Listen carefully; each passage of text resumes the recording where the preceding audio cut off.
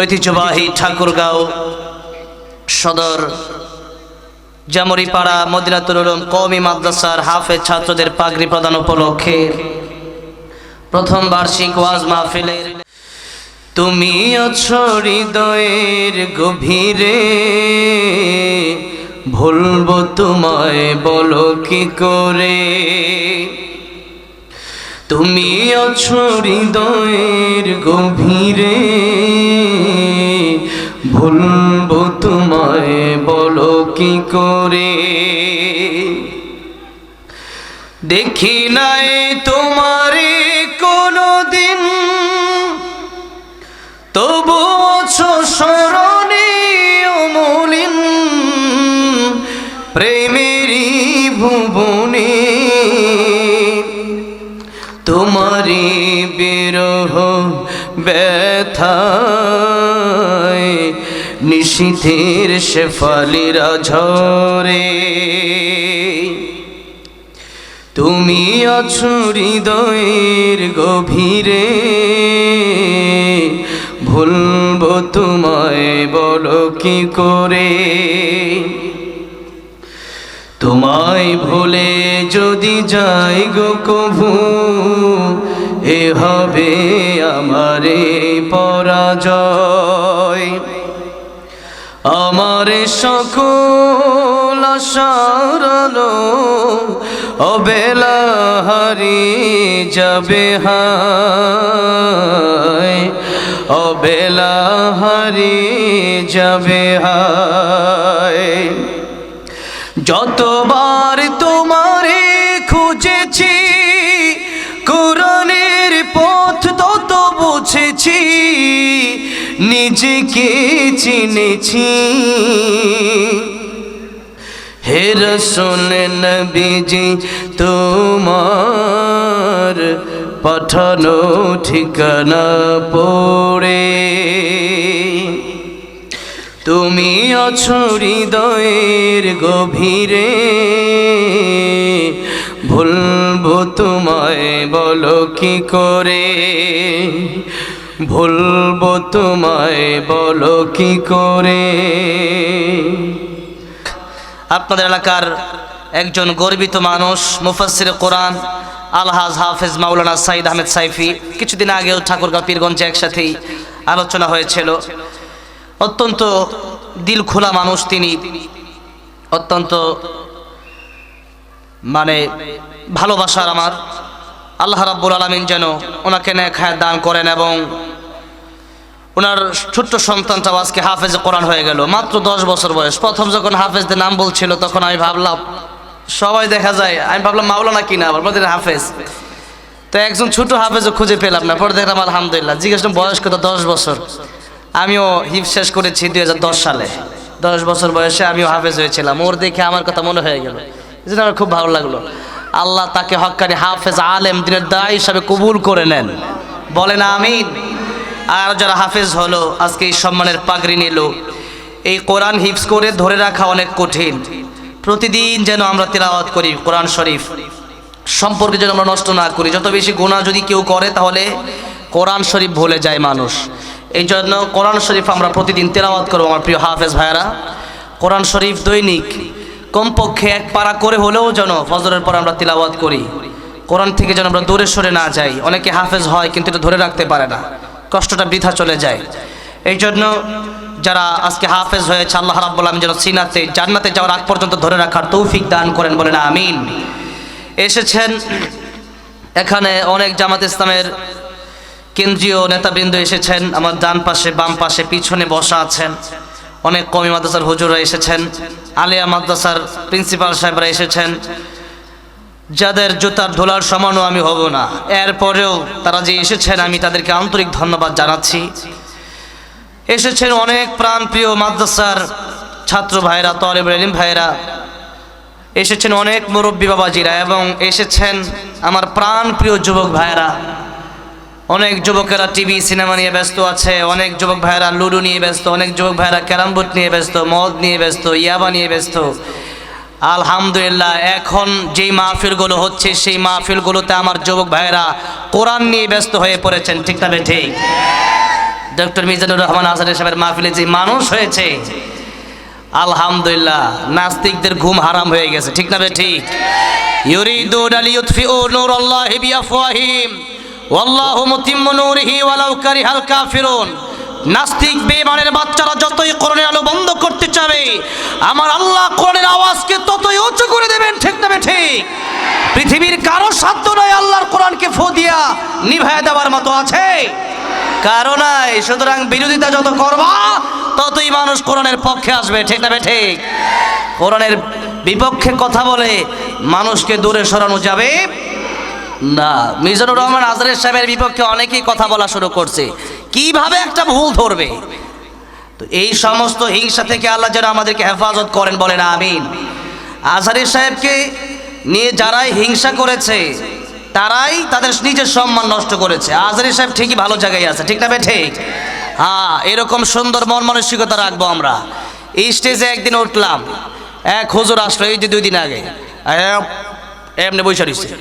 আমি পরে ভয়েস দিলাম, হুজুর কুলু লিন্নাসি হুসনা, এটা কি আপনি জানেন না? স্টেজে আইসা কিভাবে ব্যবহার করতে আপনি জানেন না? বললো তুমি জামাত ইসলাম হয়ে গেছো। আর কি বলছে? আমি জামাত ইসলাম হয়ে গেছি। আমি কেন? তুমি আল্লামা সাঈদীর গান গাইছো। চিন্তা করে দেখেন, আল্লামা সাঈদী রহমাতুল্লাহ আলাইহিকে শুধু জামাত ইসলাম কেন, বাংলাদেশের কোটি কোটি মানুষ আল্লাহর কোরআনের জন্য ভালোবাসে, ঠিক না ঠিক? হ্যাঁ, যারা আল্লামা সাঈদীর বিরোধিতা করে এদের ঝামেলা আছে, ঠিক না ঠিক? আল্লামা সাঈদীকে আমরা ভালোবাসি দলমত নির্বিশেষে। আওয়ামী লীগের লোকেরাও আল্লামা সাঈদীকে বাসতো না? হ্যাঁ, বিএনপির লোকেরাও আল্লামা সাঈদীকে ভালোবাসে। তো এরপরে আমি বললাম আপনি আপনার ব্যবহার ঠিক করেন। এই যে দেখেন আসছে কি ব্যবহার। আপনি যদি এখানে বৈশাখী হুজুরের বিরুদ্ধে বলেন, নিজের ক্ষতি নিজে করবেন।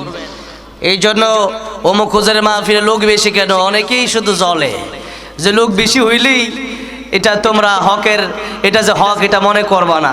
তাই লোক কম হইলেই এটা হক মনে করবো নাকি? লোক বেশি কম এটা যে কোনো জায়গায় হতে পারে। তবে কথা হচ্ছে বাংলাদেশ আস্তে আস্তে মেরুকরণ হচ্ছে। মানুষ আগে বুঝতো না কোরআন, এখন মানুষ চিন্তা করে আমার ছেলেকে আমি ডক্টর মিজানুর রহমান আজহারী বানাবো, আমার ছোট ভাইকে আমি আল্লামা মামুনুল হক বানাবো। আল্লামা সাঈদীর এত দাম কেন আল্লাহর কোরআনের জন্য? আর খুনি হাসিনা, জালিম হাসিনার দাম নাই কেন? কোরআনের সাথে যাদের সম্পর্ক নাই এদেরকে বাংলাদেশের মানুষ দাম দেয় না। যাদের সাথে কোরআনের সম্পর্ক, আপনি একদিকে ডক্টর মিজানুর রহমান আজহারী সাহেবকে নিয়ে যান, আরেকদিকে আপনি ওই গানের শিল্পী জেমস আরো যারা আছে এদেরকে নিয়ে যান, আমি চ্যালেঞ্জ করে বলতে পারি মিজানুর রহমান আজহারী সাহেবের মাহফিলে মানুষ বেশি হবে। সুতরাং দেশ মেরুকরণ হয়ে যাচ্ছে। দেশের মানুষকে এখন আর বোকা ভাবলে চলবে না। মানুষ সব ঠিকই বোঝে যে কোরআন ছাড়া কোনো গতি নাই। এই জন্য কোরআন আছে যেখানে আমরা আছি সেখানে, কোরআন নাই যেখানে আমরা নাই সেখানে। আল্লাহ আমাদের সকলকে কোরআনের জন্য কবুল করেন, জোরে বলেন আমিন। কুয়াশা পড়তেছে। গতকাল খুব, আমি রানী শঙ্কুলে মাহফিল ছিল গতকাল, 3 দিনের জন্য ঠাকুরগাঁও এসেছি। আগামীকাল আমাকে আমার ফিরোজ ভাই দাওয়াত দিচ্ছে। আছে ফিরোজ ভাই? চলে গেছে, আছে। ফিরোজ ভাই আমাকে দাওয়াত করছেন ওনার বাড়িতে আগামীকাল আবার আসর প্রোগ্রাম করে রাতে যাব দিনাজপুরে। এই এলাকায় মাহফিল আসলে থাকতে মন চায় শুধু। এই মানুষগুলো মাটির মানুষ, সরল মানুষ। যারা সরল মানুষ এরা জান্নাতে যাবে আগে, সুবহানাল্লাহ। সরল আমরা ঠিক আছে, আমরা কি নরম মানুষ। তবে কথা একটা আছে, আল্লাহ নবীর ব্যাপারে আল্লাহ বলেছেন মুহাম্মাদুর রাসূলুল্লাহ ওয়াল্লাযীনা মাআহু আশিদ্দাউ আলাল কুফফারি রুহামাউ বাইনাহুম। নবী মুসলমানদের বেলায় নরম ছিলেন, কিন্তু কাফিরদের বেলায় নবী নরম ছিলেন না গরম ছিলেন? কি ছিলেন বলেন? গরম ছিলেন। এই জন্য আমরা মুসলিম যারা, কোরআনের পক্ষে যারা, এদের সাথে আমরা নরম থাকবো। কিন্তু এই দেশের ভিতরে যারা কোরআনের বিরোধিতা করবে এদের সাথে আমাদের কোনো সম্পর্ক নাই, ঠিক না ঠিক? হ্যাঁ, এই জন্য আমরা নরম থাকবো নরমের জায়গায়, গরম হবে গরমের জায়গায়। ভাই এবার আসেন, আপনাদেরকে প্রথমেই যে প্রশ্ন করতে চাই সেটা হচ্ছে, আমরা যেই মাসে এই মুহূর্তে অবস্থান করছি সেই মাসের নাম কি? একটু আওয়াজ দিয়ে বলবেন। জানুয়ারি নাকি? হ্যাঁ, একটা হলো জানুয়ারি, আরেকটা হচ্ছে রজব, আরেকটা আছে পৌষ মাস। এটা কি? হ্যাঁ, আমরা তো 3টা থেকে অনেকে জানুয়ারি জানি আর কিচ্ছু জানি না। আহারে, বাঙালি বাংলা মাসের নাম জিজ্ঞাসা করেন অনেকেই পারবে না, বাংলা মাসের নাম পারে না। আমাদের পরিচয় বাঙালি, তার আগে আমাদের পরিচয় হলো আমরা মুসলিম, তার আগে আমাদের পরিচয় কি? হচ্ছে আমাদের আসল পরিচয়, মুসলিম আমরা, এরপরে আমরা বাঙালি। পরিচয় নষ্ট করার চেষ্টা করবেন না, ঐক্য নষ্ট করার চেষ্টা করবেন না। আমাদের দেশে অনেকেই শুধুমাত্র দলকে বিবেচনা করে ঐক্য নষ্ট করার চেষ্টা করেন। আপনারা এগুলো বন্ধ করে দেন, ঐক্য নষ্ট করার চেষ্টা করবেন না। আপনি দলীয় কথা বলতে গিয়ে আপনি বিএনপি হতে পারেন, জামাত ইসলাম অথবা যে জাতীয় পার্টি, যে কোনো দলে আপনি করতে পারেন। তবে কথা হচ্ছে সেখান থেকে আপনি এটা বলবেন যে আমি বিএনপি করি, আর ওই হুজুর কাসের সাহেবকে আমি দেখতে পারি না, ওই হুজুরকে দেখতে, এইগুলো কথা বলে ঐক্য নষ্ট করবেন না। ওয়াতাসিমু বিহাবলিল্লাহি জামিআন ওয়া লা তাফাররাকু। ঐক্যবদ্ধ যদি আপনি না হতে পারেন, আগামীতে এই দেশে স্বৈরাচারের মতো আবারও এই দেশ নষ্ট হয়ে যাবে। এই জন্য আল্লাহর জন্য, ইসলামকে দেশে টিকায় রাখার জন্য, কোরআনকে দেশে টিকায় রাখার জন্য ঐক্যবদ্ধ হতে কারা কারা যে আছেন হাত দেখতে চাই।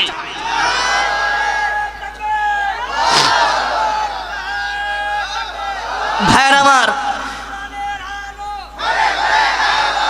বাবাজিরা, ঐক্যবদ্ধ হতে শয়তান দিবে না। কারণ শয়তান জানে যে ঐক্যর মধ্যে যদি ফাটল তৈরি করা যায়, আল্লাহর কোরআন থেকে বিচ্ছিন্ন করা যাবে। এই জন্য ভাইয়েরা, বাবাজিরা, একটা কথার কারণে স্লিপ অফ টাং, একটা কথা মানুষের মুখ থেকে মানুষের বের হয়ে যেতে পারে। যদি কারো বের হয়, আপনি ক্ষমা চেয়ে নেন, আপনি ঐক্যবদ্ধ হয়ে থাকেন।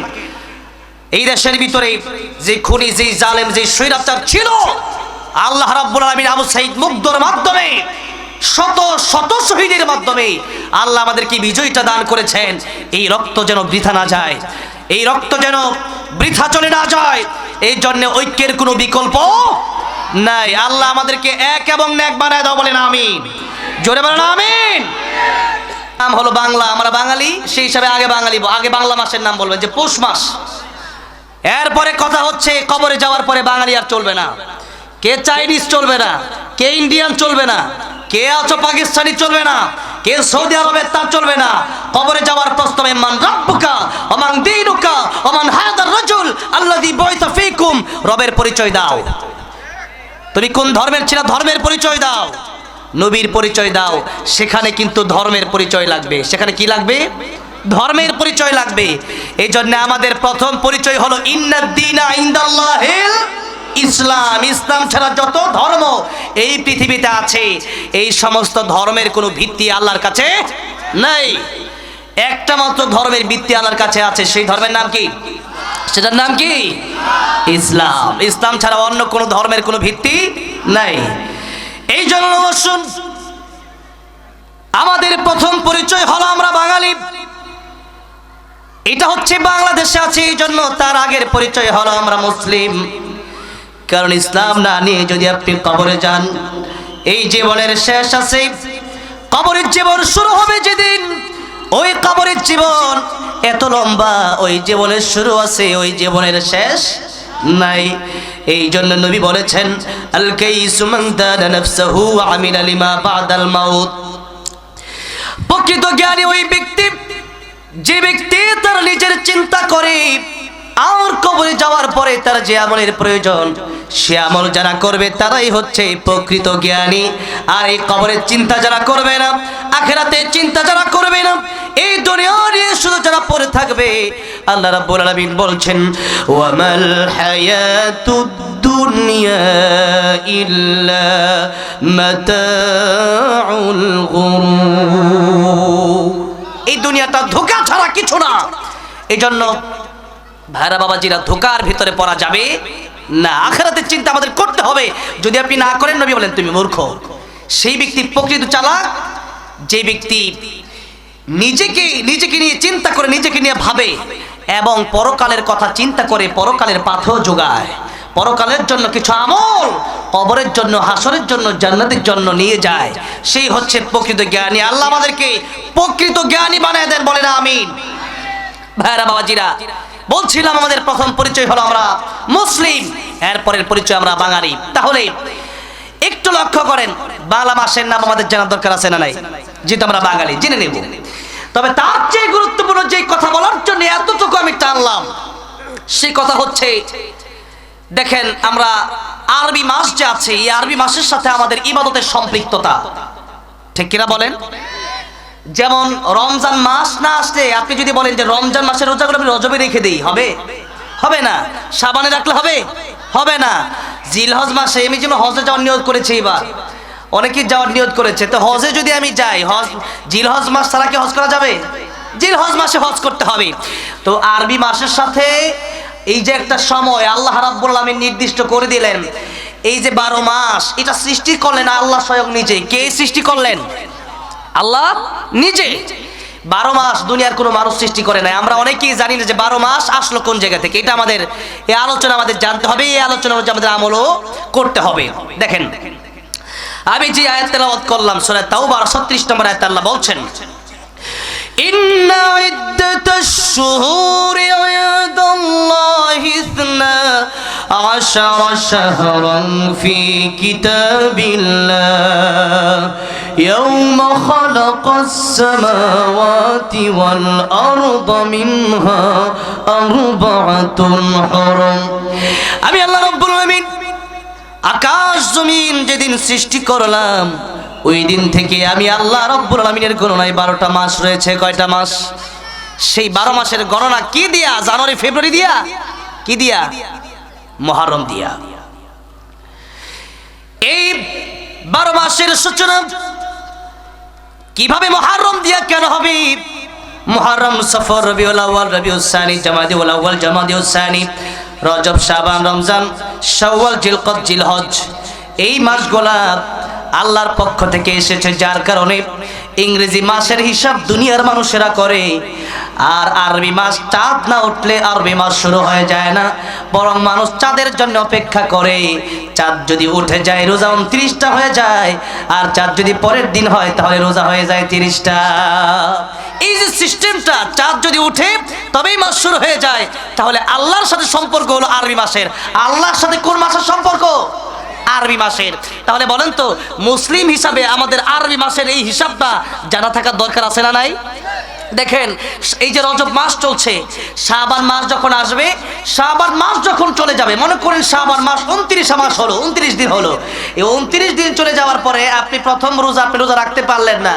আপনি যদি রোজা না রাখতে পারেন, তাহলে একটা রোজা যদি আপনার জীবন থেকে ছুটে যায়, সারা জীবন রোজা রাখলেও ফরজ রোজা যেদিন রাখার কথা, নির্দিষ্ট সময়ে রোজা রাখলে যেই সওয়াব হতো, সেই সওয়াব কি সারা জীবনে পাওয়া যাবে? বলেন, পাওয়া যাবে? পাওয়া যাবে না।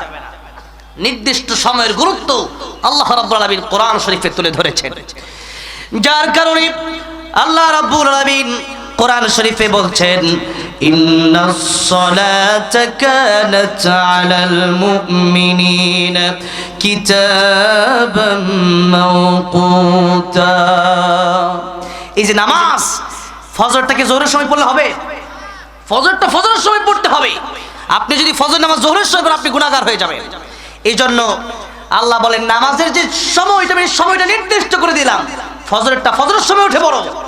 একজন একদিন জিজ্ঞাসা করতে, হুজুর ফজরের নামাজ যদি 2 রাকাত ফরজ আর 2 রাকাত সুন্নাত না পড়া, জোহরের সময় একবার যদি পড়া ফজরের নামাজ 2 রাকাত না পড়ে 20 রাকাত পড়ি, তাইলে হবে না? আমি বললাম, না, আল্লাহ বলছেন ওই শীতের সময় কষ্ট করে উঠতে হবে, ওইটাই আল্লাহর পরীক্ষা। ঠিক না? ঠিক, ওইটাই আল্লাহর পরীক্ষা। তা না হলে তো মানুষ একসাথে আধা ঘন্টায় 5 ওয়াক্ত পড়া দৌড় দিত খেলার মাঠে। ঠিক না? ঠিক, কিন্তু তা হবে না। আল্লাহ বলছেন একবার পড়ো ফরজ, ফাইদা কুদিয়াতিস সালাহ ফান্তাশিরু ফিল আরদ ওয়াবতাগু মিন ফাদলিল্লাহি ওয়াযকুরুল্লাহা কাসীরান লাআল্লাকুম তুফলিহুন। আগে নামাজ পড়, পরে কাজে যাও। নামাজ পড়ে কাজে যাবা, ওইটা আল্লাহর ইবাদত হবে। এসা পরে ঘুমায় যাও, ঘুমটা আল্লাহর ইবাদত হয়ে যাবে। সুবহানাল্লাহ পড়েন। এই সুন্দর হলো ইসলাম। ইসলামের ভিতরে এমনটা নাই যে আমি চাকরি করবো, এটা মনে হয় সব হবে না। আপনি যদি হালাল ভাবে ইনকাম করার জন্য হালাল চাকরি করেন, এটাতেও সব আছে না নাই? আছে। আপনি যদি হালাল ভাবে ইনকাম করেন তাহলেই সওয়াব, আর হারাম করলেই গুনাহ। আপনি বাথরুমে ঢুকলেও সওয়াব। সুবহানাল্লাহ, বাথরুমে ঢুকলে সওয়াব আছে না নাই? কেমনে? বাথরুমে ঢোকার দোয়া আছে না? দোয়া পড়বেন, আল্লাহুম্মা ইন্নী আউযু বিকা মিনাল খুবসি ওয়াল খাবাইথ। আবার বের হওয়ার পরেও দোয়া আছে না নাই? গুফরানাকাল হামদুলিল্লাহিল্লাযী আযহাবা আন্নিল আযা ওয়া আফানি। আপনি যে দোয়া পড়লেন বাথরুমে ঢোকার আগে এবং বের হওয়ার পরে, আপনি বাথরুমে যতক্ষণ ছিলেন ততক্ষণ পর্যন্ত আল্লাহ নফল ইবাদতের সব আপনার আমলনামায় দিয়ে দিবেন। আবার মসজিদে যদি কেউ যায়, মসজিদে যাওয়ার পরে যদি একজন আরেকজনের বিরুদ্ধে গীবত করে, তাহলে সওয়াব না গুনাহ? সওয়াব না গুনাহ? গুনাহ। আমাদের দেশে ফজরের নামাজের পর, জোহরের নামাজের পর, মাগরিবের নামাজের পর অনেক সময় দেখা যায় মানুষ নামাজও পড়ে, আবার নামাজের পরে গোল মিটিং হয়, মসজিদের ভিতরে গীবত চলে, এমন হয় কি হয় না? গীবত যদি আপনি ফজর নামাজ পড়ে গীবত শুরু করে দেন, গতকালকে রাতে একটা ঘটনা ঘটছে, অমুক সাহেবের ছেলে অমুক এটা করছে, এই যে গীবত করলেন, আপনার ফজর নামাজ আপনি হারাইলেন।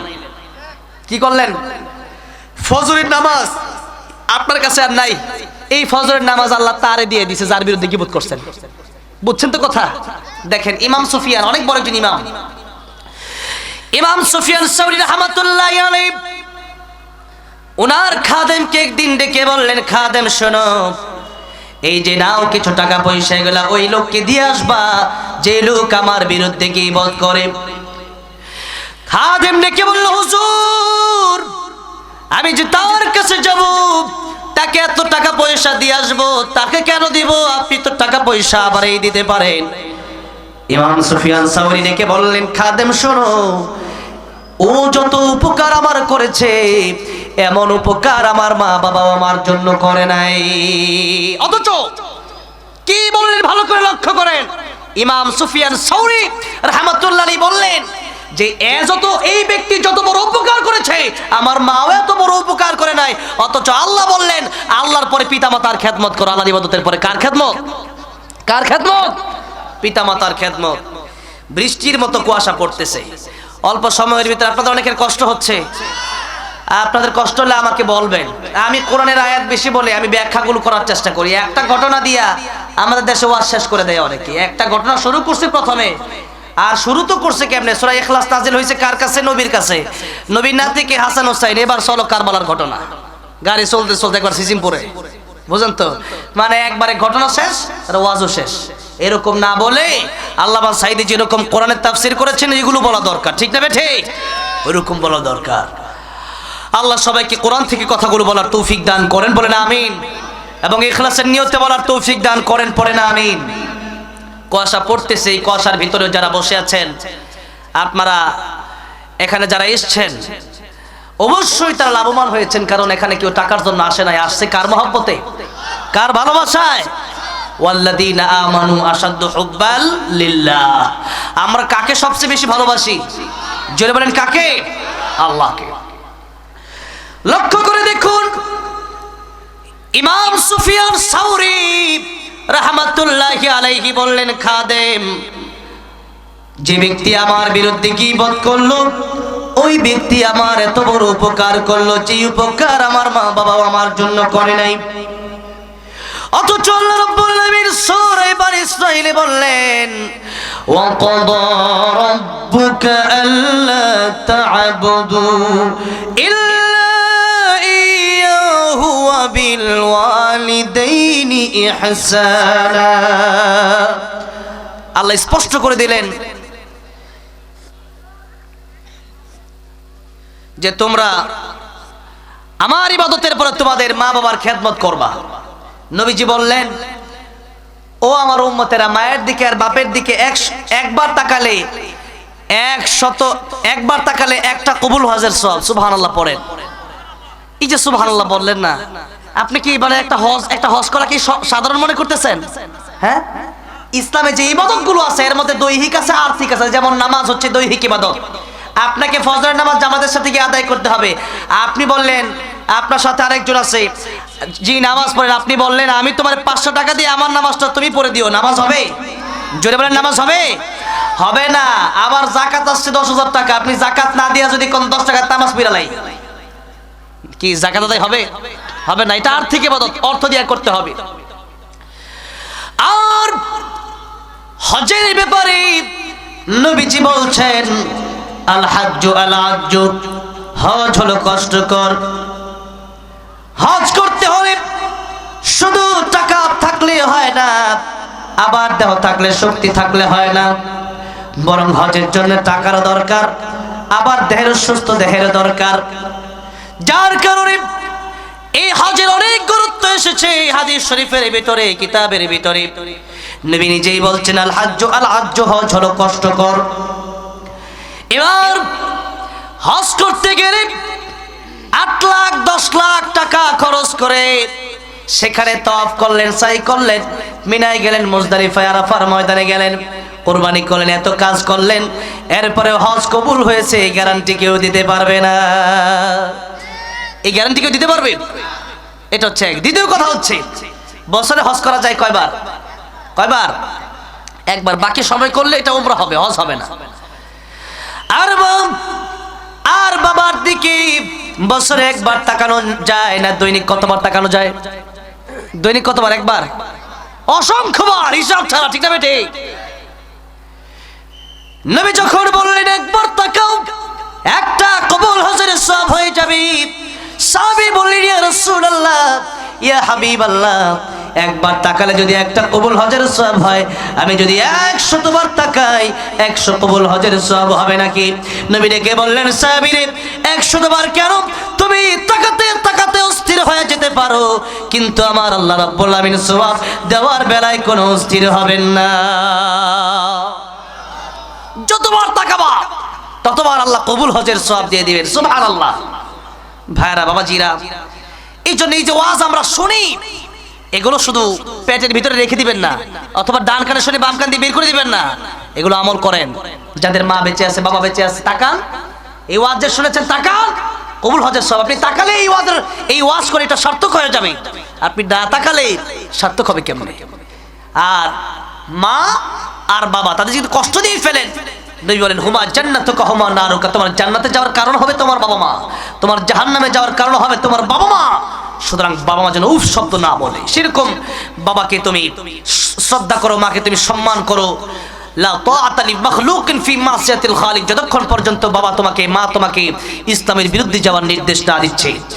এই জন্য যদি এমন হয় যে বাবা বলেছে সুদ, ঘুষ দিয়ে চাকরি নাও, যেখানে সুদ আছে সেখানে চাকরি নাও, এই সমস্ত কথাগুলো শোনা যাবে। বাবা বললো সন্তান ঘুমায় থাকো, ঘুমাও, যেহেতু এতদিন পরে শহর থেকে বাড়িতে আসছো, একটু ল্যাপটপ টেনে দিয়ে বাপ মসজিদে যায়, আর বললো ঘুমাও না। আল্লাহ বলেছেন না, ও আনফুসাকুম ওয়া আহলিকুম নারা, নিজেও বাঁচো, পরিবারকেও বাঁচাও। নামাজের নির্দেশ দেওয়ার জন্য বলা হয়েছে, যখন 7 বছর বয়স হয়ে যাবে নামাজের নির্দেশ দিয়ে দেন। 10 বছর হয়ে যাওয়ার জন্য, যেখানে রাসূল সাল্লাল্লাহু আলাইহি ওয়াসাল্লাম বলেছেন মাল্লাম ইয়ারহাম সাগীরানা, ছোটদের প্রতি যারা স্নেহ করলো না, বড়দেরকে যারা সম্মান করলো না, আমার উম্মত নয়। সেখানে নবী বললেন 10 বছর বয়স হয়ে গেছে, যখন তোমার সন্তান নামাজ পড়বে না, ওকে পিটাও। কারণ যে ব্যক্তি নামাজ পড়ে না, ও বেটা তো আল্লাহকে চিনবে না, ও বাপ মা চিনবে না, ঠিক না বেঠিক? ও তো আল্লাহকে চিনবে না, বাপ মাকে কবে চিনবে? এই জন্য আগে চিনতে হবে আল্লাহকে। আগে কাকে চিনতে হবে? আল্লাহকে চিনতে হবে। ভাইরা আমার, বাবাজিরা আমার, এই জন্য মা আর বাবা তাদের দিকে তাকালে নবী বললেন কবুল হজের সওয়াব। আর তাদেরকে কষ্ট দিলে জাহান্নামে যাওয়ার কারণ হয়ে যাবে। নবীজি একদিন রাস্তা দিয়ে হাঁটছেন, নবীজি দেখতে পেলেন একটা কবরের ভিতরে আযাব হচ্ছে। আমার নবীজি দোয়া করলেন, আয় আল্লাহ রাব্বুল আলামিন, এই কবরের আযাব তুমি মাফ করে দাও। নবীর দোয়ার দাম আছে না নাই?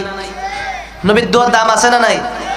কারণ আল্লাহ নিজের ব্যাপারে বলেছেন আলহামদুলিল্লাহি রাব্বিল আলামিন। আর আমার নবীর ব্যাপারে আল্লাহ রাব্বুল আলামিন বলেছেন ওয়ামা আরসালনাকা ইল্লা রাহমাতাল লিল আলামিন। রাহমাতুল লিল আলামিন নবী কুরআনে প্রমাণ, আশিক বিনে কে বুঝিবে আমার দয়ার নবীর শান। কষ্ট হচ্ছে আপনাদের? মাঝে মধ্যে একটু নবীর প্রেমে গাওয়া যাবে না? যাবে তো ইনশাআল্লাহ। জবানটা ছেড়ে দিয়ে বলেন না, রাহমাতুল লিল আলামিন নবী রাহমাতুল লিল, এত আস্তে জোরে সরে, রাহমাতুল লিল আলামিন নবী রাহমাতুল লিল, কুরআনে প্রমাণ, আশিক বিনে কে বুঝিবে আমার দয়ার নবীর শান, উম্মত বিনে কে বুঝিবে। তো আসতে বললে মাস্ত শেষ করে দিন। আহা, জোরে জোরে একটু মেহেরবানি করেন, একটু শীত করতেছে, আপনাদের জীবনেও আসতেছে, তাই একটু আপনাদেরকে মাঝে মধ্যে নিয়ে গাইতে চাই। কে বলেন না? রাহমাতুল লিল আলামিন নবী, রাহমাতুল লিল আলামিন নবী, কুরআনে প্রমাণ।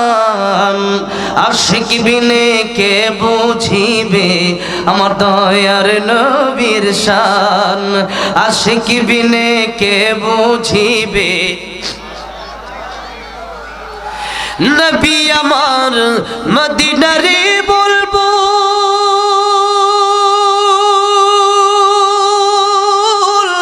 আমার আল্লাহ ভালোবেসে নামটি দিলেন হাবিবি রাসূল। আল্লাহু আকবার। নবী আমার মদিনারে বলবো, আমার আল্লাহ ভালোবেসে নামটি দিলেন হাবিবি রাসূল। ওই নবীকে ভুল বুঝিলে থাকবে না ঈমান, আশিক বিনে কে বুঝিবে আমার দয়ার নবীর শান। বলেন না, আশিক বিনে কে বুঝিবে। ভাইয়ের আমার, বাবাজির আবার, নবীজি এই কবরে আযাব মাফের জন্য দোয়া করলেন কয়বার? যখন দোয়া করলেন কয়বার? নবীজি তাকায় দেখতেছেন কবরে আযাব মাফ হয় না। যখন নবী দেখলেন কবরে আযাব মাফ হয় না, নবী আবার দোয়া করলেন। এই হলো দুইবার। নবী এবার তাকায় দেখতেছেন এখনো কবরে আযাব মাফ হয় না। আমার নবীজি তৃতীয়বারের মতো আরেকবার দোয়া করলেন, আল্লাহ রাব্বুল আলামিন, লোকটা মুসলমান, এরপরও কেন কবরের আযাব মাফ হয় না? আল্লাহ রাব্বুল আলামিন তিনবার আমি দোয়া করলাম, তুমি রব্বুল আলামিন আর আমি রাহমাতুল লিল আলামিন, তিনবার দোয়া করলাম, এরপরও কেন তার কবরের আযাব মাফ হয় না? আল্লাহ রাব্বুল আলামিন জিবরাইলকে বললেন, জিবরাইল আমার নবীর কাছে যাও, গিয়ে বলবা এই ব্যক্তির জন্য নবীজি তিনবার কেন কিয়ামত পর্যন্ত যদি দোয়া করে, আমি আল্লাহ আমার নবীর দোয়া কবুল করব না। কারণ হচ্ছে তার মাকে সে কষ্ট দিয়েছে, মার কাছে যতক্ষণ পর্যন্ত ক্ষমা না চাবে ততক্ষণ পর্যন্ত নবীর দোয়া আমি আল্লাহ কবুল করব না। কারণ আল্লাহর হক আল্লাহর সাথে সম্পৃক্ত, বান্দার হক বান্দার সাথে সম্পৃক্ত। বান্দার হক কার সাথে সম্পৃক্ত? বান্দার সাথে সম্পৃক্ত। কোন বান্দার 10,000 টাকা মেরে খেলেন, কোন মানুষকে বিনা কারণে থাপ্পড় মারলেন, এই বান্দা যতক্ষণ পর্যন্ত ক্ষমা না করবে ততক্ষণ পর্যন্ত আপনার ক্ষমা নাই, আল্লাহ ততক্ষণ পর্যন্ত আপনারে মাফ করবে না। জিবরাইল ডেকে বললেন, ইয়া রাসূলুল্লাহ, ইয়া হাবিবাল্লাহ, একবার দুইবার তিনবার আপনি দোয়া করেছেন, দোয়া কবুল হয় নাই। আপনি 3 বার কেন, 300 বার কেন, 3000 বার কেন কিয়ামত পর্যন্ত দোয়া কবুল করলেও এই দোয়া কবুল হবে না? কারণ হচ্ছে তার মায়ের সাথে হকের সম্পর্ক আল্লাহর সাথে না। নবী যুবকের মাকে ডাকলেন, ডাকার পরে বললেন, এটা কার কবর? মহিলা ডেকে বলল, ইয়া রাসূলুল্লাহ, এটা আমার সন্তানের কবর। নবী ডেকে বললেন, ও যুবকের বাপ, এই কবর যদি তোমার সন্তানের কবর হয়, আমি তো কবরের আযাব দেখি, তুমি তো কবরের আযাব দেখো না। কবরের আযাব নবী বলেন, আমার মনে চায় আমি দোয়া করি আমার উম্মতের জন্য, আমার উম্মত যেন কবরের আযাব দেখে। কিন্তু কেন দোয়া করি না? কারণ হলো আমি যদি আমার উম্মতের জন্য এই দোয়া করি যে আমার উম্মত যেন কবরের আযাব দেখতে পারে, আর আল্লাহ যদি এই দোয়া কবুল করে, তাহলে মানুষ, দুনিয়ার মানুষ, আমার উম্মতেরা বাবার লাশ নিয়ে, মায়ের লাশ নিয়ে কবরস্থানে যাবে না, ভাইয়ের লাশ নিয়ে কবরে যাবে না, বোনের লাশ নিয়ে কবরে যাবে না। কারণ চিন্তা করবে কবরের আযাব যে কঠিন, এই কবরে আমার বাবার আযাব হোক আমি চাই না। দুনিয়ার নিজাম, দুনিয়ার সিস্টেম ঠিক থাকবে না, মানুষ খাওয়া দাওয়া বন্ধ করে দিবে, খাত খাবার বন্ধ করে দিবে, চাকরি বন্ধ করে দিবে। কারণ হলো চিন্তা করবে আমি যদি চাকরি করতে যাই, ক্ষেত খামারে যাই, না জানি ওই কবরের কথা আমি ভুলে যাই। এই জন্য দুনিয়ার নিয়ম শৃঙ্খলা মেনটেন, নিজাম পাল্টে যাবে, যার কারণে নবী দোয়া করলেন না। কিন্তু আমার নবীকে আল্লাহ রাব্বুল আলামিন কবর আযাব দেখার মতো তৌফিক দিয়ে দিয়েছিলেন। নবী দোয়া করলেন, আল্লাহ রাব্বুল আলামিন তিনবার দোয়া করলাম, এখনো কবুল হলো না। আল্লাহ রাব্বুল আলামিন আমি আরেকটা দোয়া তোমার কাছে করতে চাই। সেই দোয়াটা হলো, এই যে যুবকের মা এখানে এসেছে, এই যুবকের মাকে নবী বললেন তুমি তাকে মাফ করে দাও। যুবকের মা রাজি হলো না। নবী বলেন, আয় আল্লাহ, তার মাকে তুমি কবর আযাবটা একটু দেখাও, হতে পারে তার মা তাকে ক্ষমা করে দিবে। আমার আল্লাহ রাব্বুল আলামিন নবীর দোয়া বল কবুল করলেন। যে মুহূর্তে যুবকের মা কবরের দিকে তাকালো, তাকায় দেখলো সন্তানের কবর আযাব। কবরের দুই পাশের চাপ এত কঠিন, এক পাশের হাড় আর এক পাশে যখন চলে যায়, নবী বলেন এক একটা হাতুড়ির বাড়ির ওজন কত? উহুদ পাহাড় 8 মাইল লম্বা। একটা বাড়ি যখন সে উহুদ পাহাড়ে যদি সেই কবরের হাতুড়ি দিয়ে দেওয়া হয়, উহুদ পাহাড় ভেঙে চুরে তছনছ হয়ে যাবে, চূর্ণ বিচূর্ণ হয়ে যাবে। আর সেই হাতুড়ি দিয়ে যখন তার সন্তানকে পেড়ানো হচ্ছে, মা সহ্য করতে পারল না, একটা চিৎকার মেলে বলল, ইয়া রাসূলুল্লাহ, ইয়া হাবিবাল্লাহ, আমি মা যত কষ্টই আমার দেখ না কেন, আমার তার স্ত্রীর কথা শুনে আমাকে এই সন্তান আঘাত করেছিল, ওই দাগগুলো এখনো আছে, যার কারণে এতক্ষণ পর্যন্ত সন্তানকে আমি ক্ষমা করতে চাই নাই। কিন্তু ইয়া রাসূলুল্লাহ, ইয়া হাবিবাল্লাহ, কবর আযাব বুঝি এত কঠিন, আমার সন্তানের কোনো কষ্ট আমি আর রাখলাম না, এই মুহূর্তে আমার সন্তানকে আমি মাফ করে দিলাম। যেই মাত্র মা বলেছে সন্তানকে ক্ষমা করে দিলাম, সাথে সাথে নবী তাকায় দেখে কবরটা জান্নাতের বাগান হয়ে গেছে। মায়ের চোখে ঝরলে পানি, মায়ের চোখে ঝরলে পানি, আল্লাহর আরশ কাঁপা যায়, কান্দে না যেন মায়, কান্দে না যেন মায়।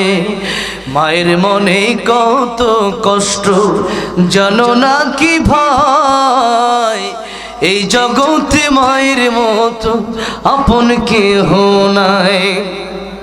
সেই মায়ের কষ্ট কেহ দিও নাই দুনিয়ায়, কান্দে না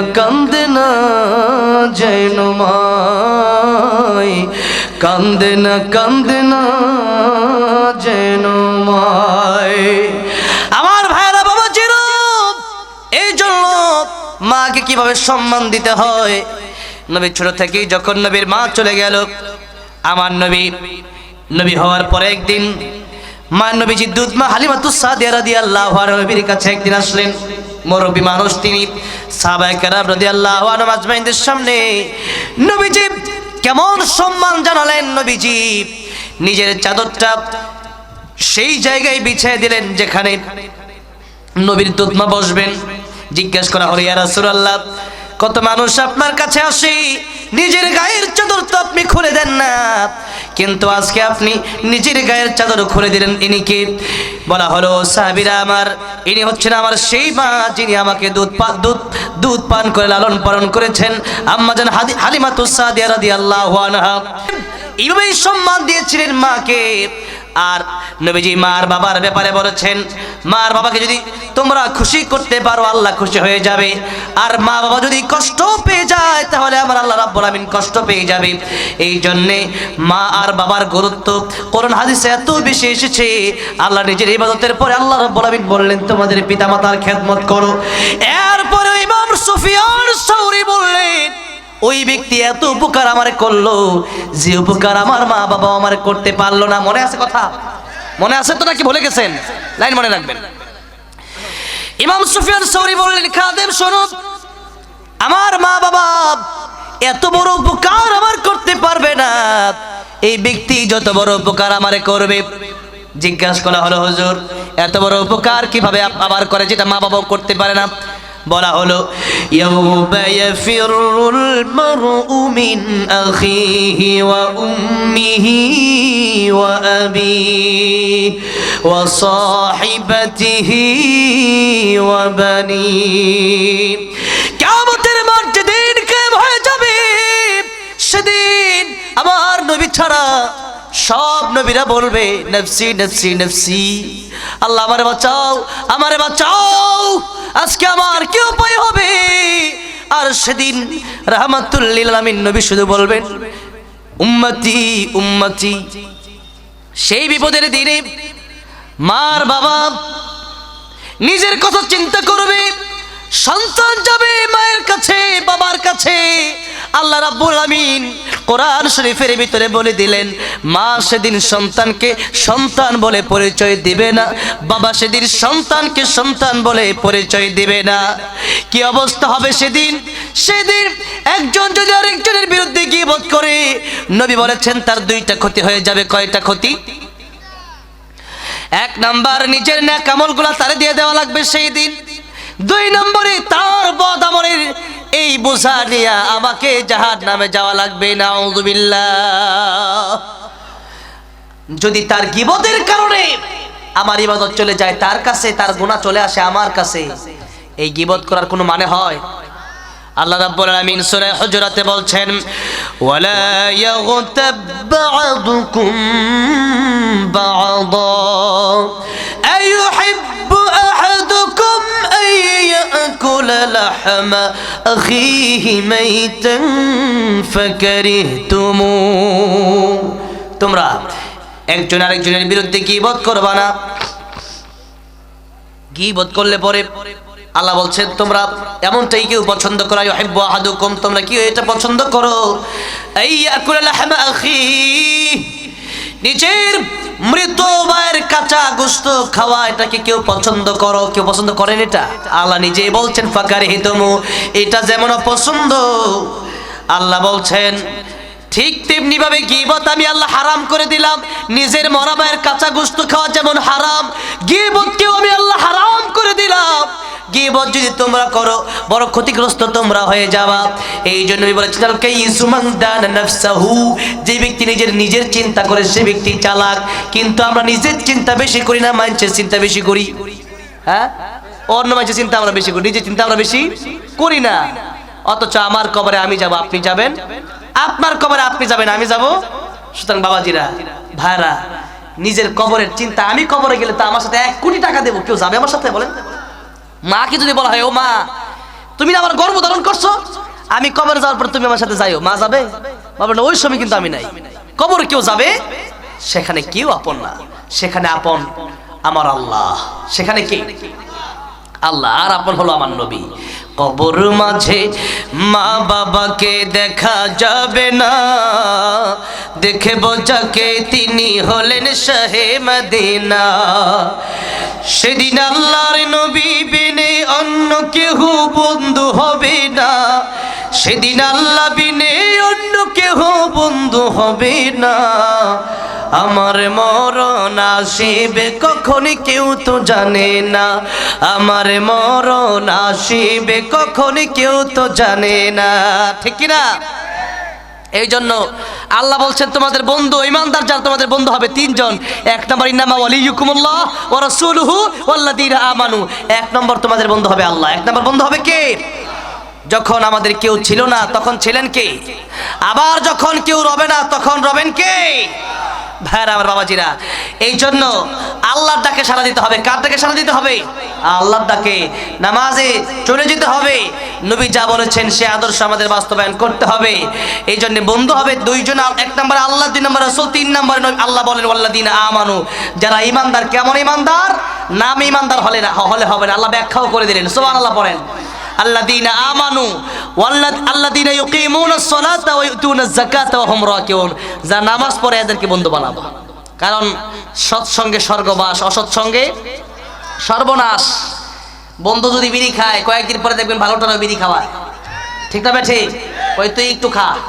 আমি ছোটবেলা একবার এক বিয়েতে গেছিলাম, আমি যাওয়ার পরে আমারে ওরা সবাই মদ খায়, তো আমারে বলে তুই একটু মদ খা। তখন আমি হিপ শেষ করছি, একেবারে তাদের সাথে গেছিলাম, কই বেটা হাফেজ হয়েছি কি মদ খাওয়ার জন্য হাফেজ হয়েছি নাকি বেটা? কোরআন শিখছে এই জন্য বেটা, তোর মদ তোরা খাইতে পারো, আমি খাবো না। কারণ আমি জানি এই পৃথিবীতে মদ খেলে আমার কেউ দেখবে না, ঘরের ভিতর সাথে খাইতে পারি, কিন্তু আমি জানি আমার আল্লাহ কিন্তু আমার ঠিকই দেখবে। পৃথিবীর কোনো মানুষ দেখে না, একজন দেখে, তিনি কে? জোরে বলেন তিনি কে? এই ভয়টা যদি কারো অন্তরে থাকে সে ব্যক্তি গুনাহ করতে পারে না। জোরেন পারে? যাদের হৃদয়ে আছে আল্লাহর ভয় তারা কভু পথ ভুলে যায় না। আল্লাহর প্রেম ছাড়া এই দুনিয়ায় কারো কাছে কোনো কিছু চায় না। রাতের আধারে যারা সিজদাতে রয়, দু চোখের অশ্রুতে নদী যেন বয়, ছলনার হাত ছানি যতই আসুক পিছনে ফিরেও তাকায় না। যাদের হৃদয়ে আছে আল্লাহর ভয় তারা কভু পথ ভুলে যায় না। আল্লাহর প্রেম ছাড়া এই দুনিয়ায় কারো কাছে কোনো কিছু চায় না। ঠিক না ঠিক? এই জন্য কোরআন শরীফে সূরা হুজুরাতে আল্লাহ রাব্বুল আলামিন বললেন, কে সুন্দর কে কালো, কে ধনী কে গরিব, এগুলোর মাধ্যমে আমি আল্লাহর কাছে দামি হওয়া যায় না, বরং আল্লাহর কাছে যদি দামি হতে হয় আল্লাহ বললেন ইন্না আকরামাকুম ইনদাল্লাহি আতকাকুম। যার অন্তরে যত বেশি আল্লাহর ভয় তার দাম আল্লাহর কাছে তত বেশি। নবী বলেছেন আত্তাকওয়া হাহুনা, আত্তাকওয়া হাহুনা, আত্তাকওয়া হাহুনা। তাকওয়া হলো অন্তরের ব্যাপার, এটা অন্তরে থাকতে হয়, এটা শুধু উপর দিয়ে দেখালে হয় না। আজকে আমাদের চেহারা বড় ভালো কিন্তু আমাদের অন্তর বড় কালো, আর হযরতে বেলাল বড় কালো কিন্তু তার অন্তর বড় ভালো। লুকমান হাকিম যার নামে আল্লাহ রাব্বুল আলামিন কোরআন শরীফে একটা সূরা নাজিল করে দিয়েছেন, সেই লুকমান হাকিম কালো না ধলা? কালো। এরপরে তার অন্তরটা বড় ভালো। সন্তানকে যেই কথাগুলো বললেন আল্লাহ কোরআন শরীফে সেই কথাগুলো কোট করে দিলেন। আল্লাহ বললেন লুকমান হাকিম তার সন্তানকে কি বলছে দেখেন, ওয়া ইয ক্বালা লুকমানু লিবনিহি ওয়া হুয়া ইয়াইযুহু ইয়া বুনাইয়া লা তুশরিক বিল্লাহ ইন্নাশ শিরকা লাযুলমুন আযীম। আল্লাহ বলছেন লুকমান হাকিম তার সন্তানকে বললেন, সন্তান তুমি শিরক করবে না, কারণ পৃথিবীতে যত গুনাহ আছে সবচেয়ে বড় গুনার নাম হলো শিরকের গুনাহ। সবচেয়ে বড় গুনার নাম কি? পীরের পায়ে সেজদা করা, মাজারে সেজদা করা, এগুলো আমাদের দেশে আছে না নাই? এগুলো বন্ধ করতে হবে। এগুলো যারা করে এগুলো মুশরিক, এগুলোর সাথে ঈমানদারের কোনো সম্পর্ক নাই। ভাইরা বাবাজিরা, যেই কথা বলছিলাম যে নিজের মা আর বাবা এত বড় উপকার করবে না যদি কেউ গীবত করেন। মা বাবা কিয়ামতের ময়দানে একটা নেকি দিতে রাজি হবে না, কিন্তু কেউ যদি একজনের সম্পদ নষ্ট করেন, বান্দার হক যদি নষ্ট করেন, গীবত যদি করেন, তাহলে আপনার কিয়ামতের ময়দানে অনিচ্ছা সত্ত্বেও আপনার নেকিগুলা, আপনার আমলগুলা তারে দিয়ে দেওয়া লাগবে। এটা আপনার বড় ক্ষতি হয়ে যাবে। এই জন্য গীবত আমাদের বন্ধ করা লাগবে। বলছিলাম মসজিদে যাওয়ার পরে কেউ যদি গীবত করে মসজিদে গেলেও গুনাহ, আর বাথরুমে কেউ যদি দোয়া পড়ে ঢুকে আবার বের হওয়ার পরে দোয়া পড়ে তাহলে সওয়াব আছে না নাই? সকাল সন্ধ্যা আল্লাহ বলেছেন ইয়া আইয়ুহাল্লাযীনা আমানু যকুরুল্লাহা যিকরান কাসীরা ওয়াসাব্বিহুহু বুকরাতাও ওয়া আসীলা। আল্লাহ বলেছেন তোমরা আল্লাহর জিকির বেশি বেশি করো। আল্লাহ জিকির বেশি করবেন কেমনে? আল্লাহর কোরআনের জিকিরের অর্থ অনেকগুলো আছে, তার মধ্যে অন্যতম 5টি জিকিরের অর্থ তাফসীরে কাবীর ইমাম ফখরুদ্দিন রাজি রাহমাতুল্লাহ আলাইহি লিখেছেন। এর মধ্যে 1 নাম্বার জিকির হলো, তিনি ব্যাখ্যা করে বলছেন, আল্লাহ বলছেন ইন্না নাহনু নাযালনা যিকরা ওয়া ইন্না লাহু লাহাফিজুন। কোরআন আমি আল্লাহ নাযিল করেছি আর হেফাজত করব আমি আল্লাহ। জিকিরের 1 নম্বর অর্থ হলো কোরআন শরীফ কি? কোরআন শরীফ, কোরআন আপনি যদি মেনে চলেন তাহলে জিকির মানা হয়ে যাবে। এই জন্য যেই কথা বলছিলাম, ইসলামে আপনি যা করবেন, আপনি মুমিন, আপনার জীবনে কোনো এমন থাকবে না যেটা ইসলামের বাইরে। সবই ইসলাম। রাজনীতিও ইসলাম। ইসলামের ভিতরে কি রাজনীতি নাই? হ্যাঁ, আছে না নাই? এই যে দিনাজপুরে একদিন গেলাম ওয়াজ করার জন্য, সাজিদ আশরাফি ভাই আছে এখানে, চলে গেছে ওকে। হ্যাঁ, ওই যে ভাইয়ের সামনে একজন আমাকে বললো যে হুজুর আপনি আজকে ওয়াজ করবেন কিন্তু রাজনীতি বলবেন না। আমি বললাম তাহলে কি কোরআন শরীফে নাই? আমার নবী 10 বছর মদিনার প্রেসিডেন্ট ছিলেন, ঠিক না ঠিক? আবু বকর প্রেসিডেন্ট ছিলেন, ওমর প্রেসিডেন্ট ছিলেন। আমরা কেন প্রেসিডেন্ট হব না? বরং আমরা যদি প্রেসিডেন্ট না হতে পারি তাহলে এই দেশে আল্লামা সাঈদীর মতো আলেমদেরকে শহীদ করে দেওয়ার মতো ক্ষমতা পাবে তারা। আর আমাদের হাতে ক্ষমতা আসলে দেশে কোরআন দিয়ে দেশ চলবে, দেশে শুধু শান্তি আর শান্তি আসবে, ঠিক না ঠিক? আল্লাহ তুমি দেশে কোরআনের রাজ কায়েম করে দাও, জোরে বলো আমিন। ভাইরা বাবাজিরা, এই জন্য বলছিলাম যে আমাদের এমন কোনো শব্দ নাই যে শব্দের জন্য আমাদের ইবাদত না হয়। এই যে 12 মাস, এই মাসের ভিতরে আল্লাহ রাব্বুল আলামিন নির্দিষ্ট সময় রেখে রেখে বিভিন্ন ইবাদত আমাদেরকে দিয়েছেন। এর মাঝে আল্লাহ রাব্বুল আলামিন বললেন যে বিভিন্ন মাস বিভিন্ন সময় প্রতিদিন দৈনিক সময়ের ব্যাপারে আমি কথা বলতেছিলাম। এই সময়ের কসম আল্লাহ রাব্বুল আলামিন কেটেছেন, বললেন ওয়াল আসর, সময়ের কসম। কিসের কসম? সময়ের কসম, মহাকালের কসম, ইতিহাসের কসম। এখানে সময় আছে। এই যে সময়ের কথা আল্লাহ এত গুরুত্ব দিলেন, সময় নিয়ে লম্বা আলোচনা আজকে আমি আর এত লম্বা আলোচনা করবো না। 12টা 9 বেজে গেছে। আমি তো 12:30 বছর টাইম আপনাদের কাছে চেয়ে নিচ্ছি।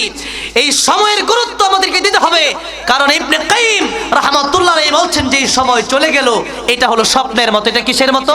স্বপ্নের মতো। আপনি তো লক্ষ্য করেন আপনার পিছনের সময়ের দিকে, এক সময় আপনি কত সুন্দর খেলাধুলা করতেন, মা আপনাকে আদর করতো, বাবা আদর করতো, শৈশবকালের দিকে তাকান, এগুলো আর ফিরে আসবে না? আর ফিরে আসবে? আর সামনের সময় যেটা, এটা হচ্ছে আপনার আকাঙ্ক্ষা শুধু। কিন্তু আপনার যতই আকাঙ্ক্ষা আপনি করেন, একদিন এই জীবনে আপনাকে পাড়ি দিয়ে কবরে যেতেই কেউ বসতে পারবে না। কুল্লু মান আলাইহা ফান ওয়া ইয়াবকা ওয়াজহু রাব্বিকা যুল জালালি ওয়াল ইকরাম। চলে যেতে হবে সবাইকে। এই জন্য আল্লাহ নবী বলেছেন আকাঙ্ক্ষা যতই করো শেষ আকাঙ্ক্ষা শেষ নাও হতে পারে। দুনিয়ার মানুষকে একবার ভর্তি সোনা যদি দেওয়া হয়, সে ব্যক্তি চিন্তা করবে আরেকটা মাঠ সোনা কিভাবে আমি পাবো। শুধু একটা মাঠ কেন, একটা দুনিয়া যদি মানুষকে দেওয়া হয়, সে ব্যক্তি চিন্তা করবে এরকম আরেকটা দুনিয়ার ক্ষমতা যদি আমি পেয়ে যেতাম তবেই ভালো হতো। নবী বলেন বনি আদমের চাহিদা কবরে যাওয়ার আগ পর্যন্ত মিটবে না। কোন জায়গায় যাওয়ার আগ পর্যন্ত? যেদিন কবরে যাবে সেদিন দেখবে তার কাপড়ে কোনো পকেট। এত সম্পদ, এগুলো কি কাপড় দিয়ে দেওয়া হবে? বলেন, দেওয়া হবে না। এই জন্য নবী বলেছেন গিনাকা ক্বাবলা ফাকাদিক, সম্পদটাকে তোমরা গনিমত মনে করবা। কি মনে করবা? আল্লাহর পক্ষ থেকে তোমাদেরকে সম্পদ দেওয়া হয়েছে। এই সম্পদের মালিক চিরজীবন কেউ থাকতে পারে না। এই সম্পদের মালিক আজ আপনি আছেন, আগামীকাল আপনার ছেলে হয়ে যাবে, আপনার ছেলে থাকবে কয়েকদিন পর আপনার নাতি হয়ে যাবে। চিরকাল এই ক্ষমতার মালিক আমরা কেউ নয়, একজন তাবারাকাল্লাযী বিয়াদিহিল মুলক ওয়া হুয়া আলা কুল্লি শাইইন কাদির। চিরস্থায়ী ক্ষমতার মালিক একজন, তিনি কে? মালিক একজন, তিনি আল্লাহ। আমরা গোলাম। আমরা কি? গোলাম। চলবে মালিকের কথা নয়, মালিক গোলামের কথাই চলবে না, গোলাম তার মালিকের কথাই চলবে। গোলাম তার মালিকের কথাই চলবে। আল্লাহ তুমি আমাদেরকে তোমার গোলাম, প্রকৃত গোলাম বানাই দিও, বলে না আমি। ভাইরা বাবাজিরা, বলছিলাম যে এই দুনিয়া থেকে আমাদের চলে যাওয়া লাগবে, সময় আমাদের চলে যাচ্ছে। তাই আল্লাহ রাব্বুল আলামিন সময়ের কসম কোরআন শরীফে দিয়েছেন। নবীজিও বলেছেন তোমরা সময়কে গুরুত্ব দাও। অনেক লম্বা লম্বা হাদিস আছে যেগুলো শুধু তরজমা করতে গেলে কয়েক ঘন্টা সময়ের প্রয়োজন। এত লম্বা লম্বা হাদিস এসেছে বুখারীতে, মুসলিমে। এই জন্য আজকে শুধু এই কথা বলতে চাই যে মাসগুলো, এগুলো আল্লাহ রাব্বুল আলামিন বললেন আমার গণনায় আমি আল্লাহ 12টা মাস এই জন্যই দিলাম। 12টা মাসের সাথে তোমাদের ইবাদতের সম্পৃক্ত। কিসের সম্পৃক্ত? দ্বীনের সম্পর্ক। এবার আল্লাহ রাব্বুল আলামিন বলছেন আরবাতুন হুরুম। এই 12 মাসের ভিতরে রমজানের তো দাম আল্লাহ রাব্বুল আলামিন বাড়িয়ে দিয়েছেন। শাহরু রমাদানাল্লাযী উনজিলা ফীহিল কুরআন। এই মাসে কোরআন নাজিল হয়েছে, এই জন্য এই মাসের দাম বেশি। আল্লাহ বলেন তবে আমি আল্লাহ 4টা মাসকে স্পেশাল সম্মান দিয়েছি। সেই মাসের নাম হলো, আল্লাহ বললেন যে আমি 4টা মাসকে খুবই সম্মান দিলাম। 3টা মাস এক লাগাতার, সেটা হচ্ছে জিলকদ, জিলহজ, মুহররম। আর একটা মাস হলো এই মাসের নাম হলো রজব। এই মাসের নাম কি? রজব। এই মাস আসলে নবী কোন দোয়া বেশি বেশি পড়তেন? কোন দোয়া জানেন না? আল্লাহুম্মা শাকার আল্লাহুম্মা বারিক লানা ফি রজাবিন। অনেকে রজাবা পড়েছেন, এটাও অনেকে লিখেছেন বলেছেন, তবে হাদিস শরীফের গ্রন্থে জব্দে একেবারে যেভাবে লেখা এসেছে এবং নাহর কায়দা অনুযায়ী এইভাবেই হয়েছে। আল্লাহুম্মা আল্লাহুম্মা বারিক লানা ফি রজাবিন ওয়া শাবানা ওয়া বাল্লিগনা রমাদান। নবীজি এই দোয়া করতেন রজব মাস আসলে, নবীজি রমজানের প্রস্তুতি নেওয়া শুরু করতেন। রজব মাস যখনই চলে আসতো, রজবের চাঁদ উঠলেই আল্লাহ নবী বলতেন, আয় আল্লাহ আপনি আমাকে হায়াত দান করেন, আপনি আমাদেরকে বরকত দান করেন রজবে আর শাবানে, আর রমজান পর্যন্ত হায়াত পৌঁছায় দেন। কারণ যেই ব্যক্তি একবার রমজান পেয়ে গেল, একবার লাইলাতুল কদর পেয়ে গেল, হাজার হাজার বছর সে পেয়ে গেল। সুবহানাল্লাহ। হাজার হাজার বছর কেন বললাম? আল্লাহ বলেছেন লাইলাতুল কদরি খায়রুম মিন আলফি শাহর। এখানে মুফাসসির কেরাম ব্যাখ্যা করেছেন কত হাজার মাস, এটা একমাত্র আল্লাহই জানে। সুবহানাল্লাহ। এই উম্মতকে আল্লাহ বিশেষ বিশেষ অফার দিয়েছেন, এই জন্য যে একবার জীবনে রমজান পেয়ে গেল, লাইলাতুল কদর পেয়ে গেল, তার ভাগ্য খুলে গেল। সুবহানাল্লাহ। পড়েন লাইলাতুল কদরে এক রাত ইবাদত করবেন, হাজার মাসের চেয়ে বেশি সওয়াব হয়ে যাবে। সুবহানাল্লাহ। নবীজি এই মাসের জন্য অপেক্ষা করতেন আর আল্লাহর কাছে দোয়া করতেন। তাহলে এই দোয়া আমরা করব তো এখন থেকে করব। এই মাস অনুযায়ী নবী যে আমল করতেন নির্দিষ্ট মাস অনুযায়ী, মাস যেই মাসের যেই ফজিলত, এই মাসে অনেক জাল হাদিস আছে, যেমন বিভিন্ন সময় বিভিন্ন রোজা, এরপরে বিভিন্ন ধরনের নামাজ, বিভিন্ন ধরনের গরু জবাই করা, এরকম অনেক জাল হাদিস আছে। তাই মনে রাখতে হবে, এটাও একটা যদিও হাদিস দাঈফ, কিন্তু আমলের ক্ষেত্রে করা যাবে। এই দোয়াটা পড়া যাবে, আল্লাহুম্মা বারিক লানা ফি রজাবিন ওয়া শাবান ওয়া বাল্লিগনা রমাদান। যেহেতু এটা ভালো যে আল্লাহ আপনি আমাদেরকে রজবে আর শাবানে বারাকা দান করেন, যাতে করে এমন বরকত দেন যাতে করে রমজান মাসে দুনিয়ার কাছে বেশি থাকতে না হয়। এই বরকতের কারণে যেন রমজান মাসে আল্লাহ তোমার ইবাদত বেশি বেশি করতে পারি। আর শাবান মাসে নবীজি রমজান ছাড়া অন্যান্য মাস থেকে বেশি রোজা রাখতেন শাবান মাসে। এই জন্য শাবান মাস আসলে আমরা রোজা রাখার প্র্যাকটিস যদি আমরা শুরু করি, তাহলে রমজানে রোজা রাখা সহজ হয়ে যাবে। প্রথম দিন রাখতে গিয়ে দেখা যায় অনেকেই ভেঙে ফেলে আমার, ঠিক না? ঠিক কেন? জবাব বাসটা। এই জন্য শাবান মাস থেকে রাসূলুল্লাহ সাল্লাল্লাহু আলাইহি ওয়াসাল্লাম প্র্যাকটিস চালু করে দিতেন। এই জন্য শাবান মাস থেকে আমরা প্র্যাকটিস চালু করে দেবো। এমনি তো আরবি মাসের 14, 15, এই 13, 14, 15 এই 3 দিন রাসূল এমনি রোজা রাখতেন, এবং সোমবার আর বৃহস্পতিবার রাসূলুল্লাহ সাল্লাল্লাহু আলাইহি সাল্লাম রোজা রাখতেন। কারণ এই বৃহস্পতিবারে আল্লাহর দরবারে মানুষের সাপ্তাহিক আমলনামা পেশ করা হয়। আমার ভাইরা বাবাজিরা, যেই কথা বললাম, নবীজি আল্লাহ রাব্বুল আলামিনের কাছে দোয়া করতেন, এই দোয়া আমরা করব। আর দ্বিতীয় কথা হচ্ছে আল্লাহ বলেন ফালা তাযলিমু ফীহিন্না আনফুসাকুম। এই কথাই আমার শেষ কথা। আল্লাহ বললেন স্পষ্ট মেসেজ যে এই মাস যখন রজব চলে আসে তোমরা গুনাহ করবে না, গুনাহ ছেড়ে দাও। কে বলছেন? ফালা তাযলিমু ফীহিন্না আনফুসাকুম। এতদিন গুনাহ করছো, থামো, স্টপ, এখন আর গুনাহ করবে না। কারণ এতদিন পর্যন্ত আমি আল্লাহ রাব্বুল আলামিন যে মাসগুলো নিয়েছি, এই মাসগুলোর তুলনায় রজবকে আমি আল্লাহ স্পেশাল সম্মান দিয়েছি। আল্লাহ সম্মান দিলেন, আর এই রজব মাস আমরা যদি নাই জানি, তাহলে আমরা সম্মানটা দিব কেমনে? ঠিক না বে ঠিক? আপনি একজন যুবক বসে আছে পা এভাবে মেলায়া, একজন লোক আসলো মুরব্বী, তাকে বলা হলো তুমি চিনো কে? তখন যুবক বলল কে? বলা হলো এটা তোমার হবু শ্বশুর, তুমি যার মেয়েকে বিয়ে করতে যাচ্ছ তোমার হবু শ্বশুর, তার বাবা। এবার যুবকটা একটু পুষ্পাস হয়ে বসে। মানুষ ওই সময় দেখবেন একবারে ফেরেশতার মতো, বাবুর মতো হয়ে যায়, ঠিক না বে ঠিক? বাচ্চার মতো হয়ে যায়, কিচ্ছু বোঝে না। মানুষ ভালো হয় কোন সময়? বিয়ের সময়। কোন সময়? বিয়ের সময়। এমন হয় ওর মতো ভালো মানুষ কোনো ফেরেশতা আসছে নাকি বলেন? ও যদি ডাকাত হয়, ও দেখবেন ফেরেশতারা এইভাবে চুপ করে জি জি এরকম করে বসে থাকে। কেন? বিয়ের যদি কোনো কারণে ভেঙে গেলে তো জীবনে একটা বিপদে পড়ে যাবে। যেরকম, ঠিক না বে ঠিক?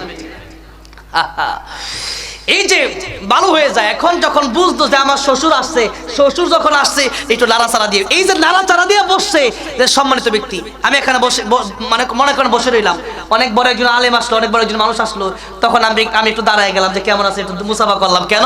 ওনার সম্মানে, ঠিক না বে ঠিক? এই সম্মান দিতে গিয়ে আমি একটু নড়াচড়া দিয়ে দিলাম, এটাই একটা সম্মান। তো রজব মাস আসছে, আপনি আগেও যেমন ছিলেন এখনো তেমন। আল্লাহ বলেন এরকম করবো না, আমি আল্লাহ এই মাসকে সম্মান দিয়েছি, তুমি যদি সম্মান না দাও, এটা কেমন কথা? আল্লাহ বলছেন আমি সম্মান দিলাম রজব মাসকে, এই মাস যখন চলে আসলো তোমরা গুনাহ ছেড়ে দাও। এবার মুফাসসিরিন কেরাম লিখছেন, আবু বকর জাসসাস রাহমাতুল্লাহ তার আহকামুল কোরআনে ওই ঐতিহাসিক গ্রন্থে লিখেছেন, বিশ্ববিখ্যাত গ্রন্থে লিখেছেন যে এই 4টা মাসে, এই রজবে যারা বেশি বেশি ইবাদত করবে, অন্য মাসে ইবাদত বেশি করার তৌফিক লাভ হবে। আর এই মাসে যারা গুনাহ ছেড়ে দিবে, অন্য মাসে আল্লাহ রাব্বুল আলামিন তাকে গুনাহ মুক্ত রাখবেন, তার গুনাহ থেকে বাঁচার মতো সুযোগ হবে। সুবহানাল্লাহ। এই মাসগুলোকে আমাদের গুরুত্ব দিতে হবে। আর রমজানের প্রস্তুতি এখন থেকে নেওয়ার জন্য এখন থেকে দোয়া করতে হবে। দোয়া এটা এমন একটা জিনিস, তকদির কোনো কিছুর মাধ্যমে পরিবর্তন হয় না, ইল্লা দোয়া, কেবলমাত্র দোয়ার মাধ্যমে তকদির পরিবর্তন হয়ে যায়। সুবহানাল্লাহ। আমাদের এক ছোট ভাই ছিল হানাফ খালিদ, কিছু আগে অ্যাক্সিডেন্ট করলো, ডাক্তার বলল 5% বাঁচার সম্ভাবনা নাই। আমরা মাঝে কোরআন খতম পড়ে দোয়া করলাম, আমরা বললাম ডাক্তারের কথা তো আর কিছু আসে যায় না, আমার আল্লাহ চাইলে তো বাঁচাতে পারে, ঠিক না? ঠিক। 2 দিন পরে ডাক্তার বলতেছে না আলহামদুলিল্লাহ এখন 95% বাঁচার সম্ভাবনা আছে, বলেন সুবহানাল্লাহ। এই তো আল্লাহর এই দুনিয়া। ডাক্তারের সময় বলে যে আপনার বাঁচবেন না, শেষ 1 বছর 2 বছর, কিন্তু পরে দেখা যায় লোকটা 20 বছর 30 বছর বাঁচে। আল্লাহু আকবার। মানুষের দোয়ার মাধ্যমে, মা বাপের দোয়া আল্লাহ কবুল করে। মা বাবার কাছে দোয়া নিবেন। মা বাপ মুসাফির মাজলুম, 3 ব্যক্তি আল্লাহ খালি ফিরিয়ে দেয় না। দোয়া নিবেন বেশি বেশি মার কাছ থেকে, বাবার কাছ থেকে। কার কাছ থেকে? মা আর বাবার কাছ থেকে। ভাইরা বাবাজিরা, যেই কথা বলতেছিলাম যে নবীজি দোয়া করতেন, একটা জুতার ফিতা যদি ছিঁড়ে যায় সেখানেও নবীজি শিখিয়েছেন দোয়া করো আগে। কি করো আগে? দোয়া করো আগে। আর তা না হলে জুতার ফিতা লাগাতে গিয়ে এমন হতে পারে যে সেখানে একটা অ্যাক্সিডেন্ট হতে পারে, বড় অ্যাক্সিডেন্ট। ছোটখাটো জিনিস থেকে অনেক বড় হয়ে যায়, ঠিক না ভাই? ঠিক। দেশে প্রথমে আমাদের যুবক ভাইরা চাইছিল চাকরি, এখন তারা চাকরি চাইলেও বলো রাজাকার। এখন সবাই তুমি কে? রাজাকার। আমি কে? সবাই এখন রাজাকার। এখন তারা হয়ে গেছে সরকার, ঠিক না বেটে? হ্যাঁ, এই জন্য ছোটখাটো বিষয় নিয়ে অনেক বড়, এই জন্য কোনো ছোট বিষয়কে ছোট দেখবেন না, কোনোভাবেই একটা ছোটখাটো বিষয়কে ছোট দেখা যাবে না। প্রত্যেকটা বিষয়কেই 1 কদম আগাবেন আর মনে করবেন সাবধানে আরেক পা আগাবেন, কারণ 1 পা আপনি আগাবেন, আরেক পা সামনে গর্ত থাকতে পারে, এমন গর্ত থাকতে পারে যেই গর্তে পড়লে আপনার জীবন শেষ হয়ে যেতে পারে। এই জন্য প্রত্যেকটা সময়কে আপনি মূল্য দেন, এই মাসকে আপনি মূল্য দেন। এই মাসে বেশি বেশি আপনি দোয়া করেন আল্লাহর কাছে, রমজানের জন্য আল্লাহর কাছে হায়াত চান, প্রস্তুতি নেন। এই হচ্ছে আজকের কথা। আল্লাহ বলেন তোমরা গুনাহ ছেড়ে দাও। এই মাস তো অন্যান্য মাস তো গুনাহ ছেড়ে দিতেই হবে। এই মাসে যদি আপনি, আল্লাহ বলেন এই মাসকে আমি এই মাসে স্পেশালি তোমাদেরকে কোরআনের আয়াত সূরা তাওবার 36 নম্বর আয়াতের মাধ্যমে বলে দিলাম যে তোমরা এই মাসে গুনাহ করবে না। এরপরেও যদি আগে যেমন গুনাহ করতো এখনো যদি ওই রকম গুনাহ করে, তখন ডবল গুনাহ হবে। তখন কি গুনাহ হবে? ডবল। তাহলে এই কথা হচ্ছে যে আমরা গুনাহ ছেড়ে দেব। আমরা কি ছেড়ে দেব? আমরা কি ছেড়ে দেব? গুনাহ ছেড়ে দেব, আর আল্লাহর কাছে দোয়া করব বেশি বেশি। এই দুইটাই হচ্ছে কথা। এখন আমাকে গজল গাওয়ার জন্য বলা হয়েছে। যে কথাগুলি বললাম আল্লাহ আমল করার তৌফিক দান করবেন, বলেন আমিন। আল্লাহ রমজান পর্যন্ত আমাদের হায়াত দারাজ করে দেন, বলেন আমিন। আল্লাহ রাব্বুল আলামিন আমাদেরকে গুনাহ মুক্ত জিন্দেগি দান করেন, বলেন আমিন। আমাকে যেই যেই ইসলামী সঙ্গীতের জন্য বলা হয়েছে, এর মধ্যে আমাকে আমার কমিটির ভাইরা ওঠার আগে বলেছিল যে আল্লামা সাঈদী আমরা শুনবো। আল্লামা সাঈদীকে ভালোবাসেন কারা কারা? একটু দুহাত দেখতে চাই। আল্লাহর কোরআনের জন্য তাফসীর শুনেছেন, সেই জন্যই আমরা আল্লাহর কোরআনের জন্য ভালোবাসি, ঠিক না ঠিক? লিল্লাহি তাকবীর, লিল্লাহি তাকবীর, লিল্লাহি তাকবীর। আল্লাহ তুমি আল্লামা সাঈদীর কবর জান্নাতের বাগান বানিয়ে দাও, বলেন আমিন। আমি আল্লামা সাঈদীকে নিয়ে সঙ্গীতটা লিখেছিলাম, সেটা বলবো।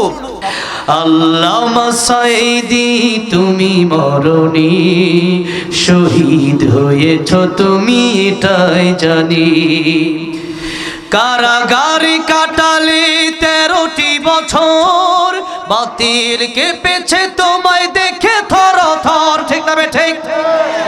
কারাগারে কাটালে 13টি বছর, বাতিল কেঁপেছে তোমায় দেখে থর থর।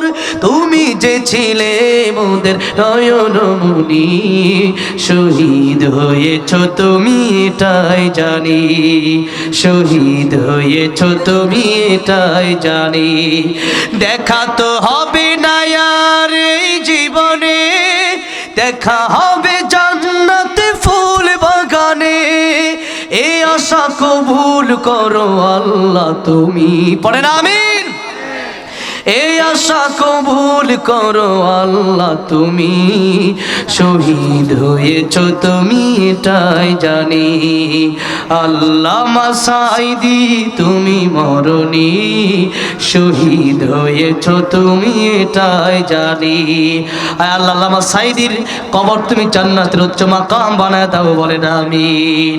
আয় আল্লাহ আমাদেরকেও তুমি শহীদের মরণ দিয়ে দিও, বলেন আমিন।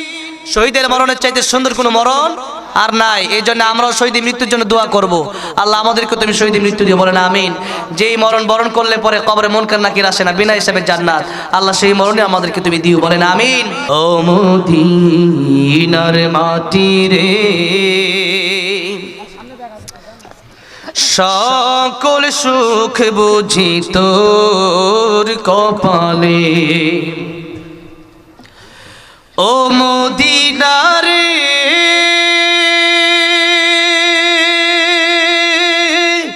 তোর বুকে আমার নবী, যার লাগি পাগল সবই, যার তরে হইল সৃষ্টি ত্রিভুবন। কাঁদি আমি সারাক্ষণে, কখন যাব সেখানে, সহে না আর পরাণে। ও মদিনার মাটি রে সকল সুখ বুঝি তোর কপালে। ও মদিনা রে